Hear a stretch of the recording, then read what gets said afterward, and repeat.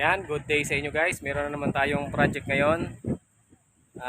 Meron ako ituturo sa inyo tungkol sa pagkakabit ng ating belt, yung ating fan belt, tsaka yung ating steering belt.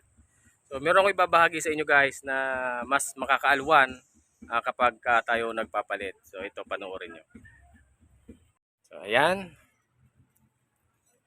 Ang sasakyang ito guys ay L300 for D56.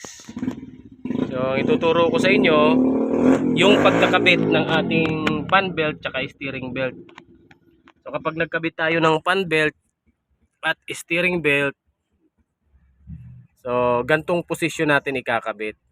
Ayan.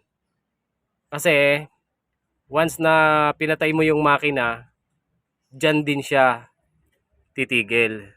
So kapag pinatay natin, nakaganyang posisyon pa rin yung ating fan belt tsaka steering belt. So kapag ka gusto nating magpalit ng mga belt, madali nating makikita yung number ng ating mga belt.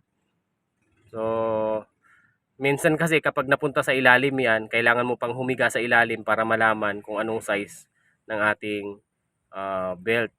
Kung sa bagay naman, kapag nagpapalit tayo, syempre binabaklas naman yan.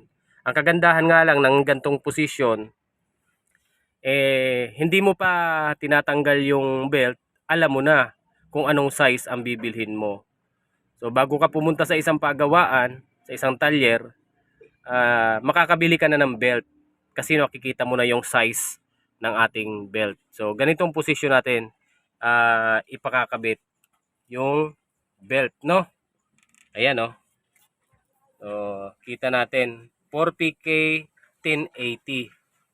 At yung isa naman ay 9.5 by 1,100. So yun, nakikita natin yung size ng ating mga belt. So madaling magpalit.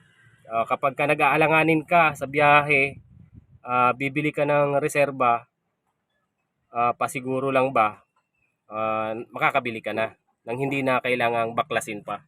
So ayun guys, maraming salamat. Sana nakatulong ang video ito. Ayan.